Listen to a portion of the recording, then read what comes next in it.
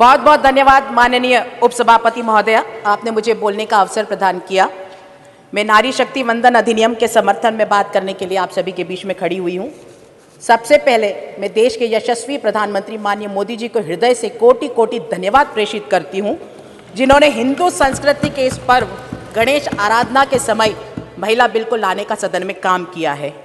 माननीय महोदय, जब आज देश दुनिया की तीसरी बड़ी ताकत बनने की ओर अग्रसर है, ऐसे समय सशक्त भारत के निर्माण में महिलाओं की भागीदारी बहुत महत्वपूर्ण हो जाती है।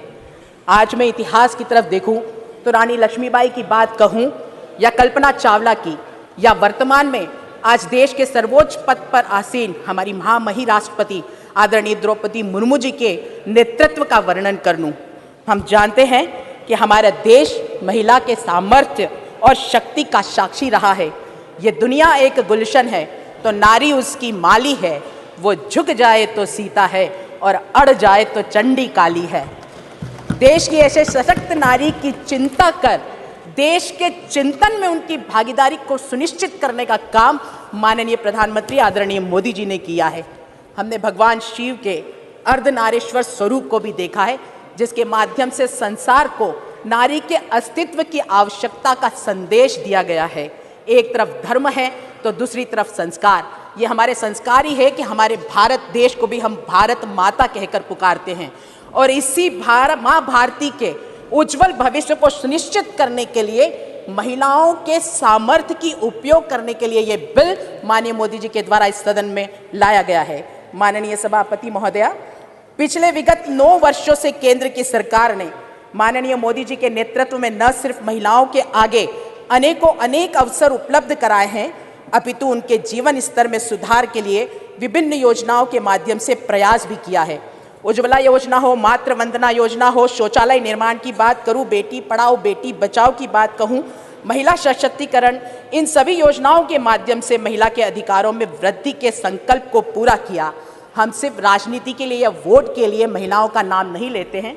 मैं पूर्ण विश्वास के साथ इस बात को इस सदन में कहती हूं कि पिछले 9 वर्षों में हमारी सरकार ने हमारी बहन बेटियों के जीवन चक्र से जुड़ी हर समस्या पर ध्यान देकर उसके समाधान का प्रयास किया है। पिछले 9 वर्षों से भारत में जिस प्रकार वुमेन एम्पावरमेंट के लिए काम किया है, उसका परिणाम आज नजर भी आने लगा है। आज हम देख रहे हैं कि भारत में महिलाओं की संख्या बढ़ी है। भारत में साइंस, टेक्नोलॉजी, इंजीनियरिंग, मैथ्स में लड़कियों की भागीदारी आज 43% है। आज मैं मध्य प्रदेश की बात करूं तो मध्य प्रदेश में आज बेटियों का जन्म उत्सव बना है। लाडली लक्ष्मी जैसी योजना को पूरे देश ने सहारा है। वहीं 1 करोड़ 25 लाख, अब तो 1 करोड़ 30 लाख बहनें जो लाडली बहनें की योजना से आज मध्य प्रदेश में सशक्त हो रही है। और मध्य प्रदेश में जो वंदन की बात बार बार यहाँ आ रही है, हम तो हर कार्यक्रम की शुरुआत ही बेटियों के पूजन के साथ, उनकी वंदना के साथ हम लोग करते हैं। कल इस सदन में ओबीसी की भी बात कही थी। मैं भी ओबीसी की वर्ग से ही आती हूँ। मैं उनसे एक प्रश्न पूछना चाहती हूँ, इतने सालों तक सत्ता में रहकर उनको ओबीसी की चिंता क्यों नहीं हुई? आज तक उन्होंने कभी कदम क्यों नहीं उठाए? एक तरफ वो ओबीसी का नाम लेकर जनता को भ्रमित करने का काम करते हैं, वहीं दूसरी तरफ माननीय प्रधानमंत्री आदरणीय मोदी जी ने पिछड़ा वर्ग आयोग को संवैधानिक अधिकार देकर मन से पिछड़ा वर्ग के कल्याण की बात कही है। हम जानते हैं माननीय सभापति महोदया, पूर्व में भी इस प्रकार का बिल राज्यसभा में आया था और लोकसभा में पारित नहीं हो सका। 4 साल तक उसको लंबित करने का काम किया गया है। और हम तो ये जानते हैं कि ईश्वर का दिया कभी अल्प नहीं होता, और जो बीच में छूट जाए वो संकल्प नहीं होता। इस संकल्प को सिद्धि तक पहुंचाने का दृढ़ शक्ति के साथ इस सदन में लाने का काम अगर किसी ने किया है तो माननीय मोदी जी ने। मैं हृदय से उनको धन्यवाद देती हूं कि वर्षों से लंबित इस बिल को इस सदन में उन्होंने पेश किया। जैसे ही यह बिल पारित होता है, देश की लोकसभा व देश की सभी राज्यों की विधानसभा में 1/3 स्थान मातृशक्ति के लिए आरक्षित हो जाएगी, और साथ ही SC व ST वर्ग के लिए जितनी भी सीट आरक्षित है उसमें से भी 1/3 महिलाओं के लिए आरक्षित हो जाएगी।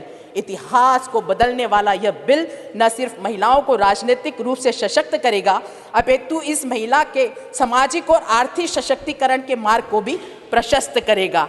मैं पूर्ण विश्वास के साथ ये कहती हूँ कि संवेदना और ममता की प्रतिपूर्ति नारी के नेतृत्व में निर्णयों में भी संवेदना का समावेश होगा। आज जैसे हम कुछ युक्ति बोलते हैं कि हर पुरुष की प्रगति के पीछे नारी का हाथ होता है, इस सदन में मुझे ये बोलते बहुत गर्व है कि हम सब बहनों की प्रगति के पीछे इस देश के प्रधानमंत्री माननीय मोदी जी का ताकतवर साथ है, जो पूरे देश की बहनों से ये कह रहा है कि नहीं वक्त सोने का अब है, जाग उठो भारत नारी, गया शांति का वक्त, आज बनकर चलो आग की चिंगारी, बनकर सीता के समान वध रावण का करवाना है, आज कटारी बांध कमर में स्वयं युद्ध में जाना है, भाव भीरुता का तजकर तुम करो शेर की सवारी, नहीं वक्त सोने का अब है, जाग उठो भारत नारी, जाग उठो भारत नारी। मैं माननीय प्रधानमंत्री जी को बहुत धन्यवाद देती हूं, जिन्होंने एक निर्णायक एजेंडा निर्धारित किया और यह खोखले वादों के विपरीत आज एक स्पष्ट वास्तविकता बन गई है। कोटि कोटि धन्यवाद देते हुए प्रधानमंत्री जी को इस बिल का समर्थन करते हुए मैं अपनी बात को समाप्त करती हूं। बहुत बहुत धन्यवाद।